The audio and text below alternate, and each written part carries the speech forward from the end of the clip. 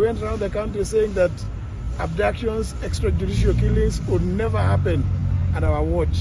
But now it is happening.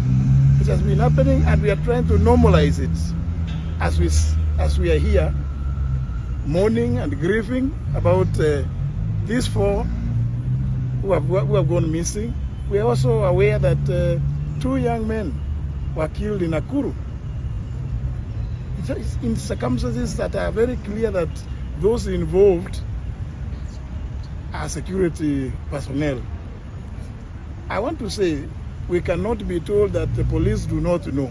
Our police is known to be one of the most efficient, and therefore if they wanted to crack this matter and bring the culprits to book, it will be a matter of just a few days or hours. So I'm calling upon everybody in government, and more so particularly because ultimately responsibility must belong to somebody. We say the buck must stop somewhere.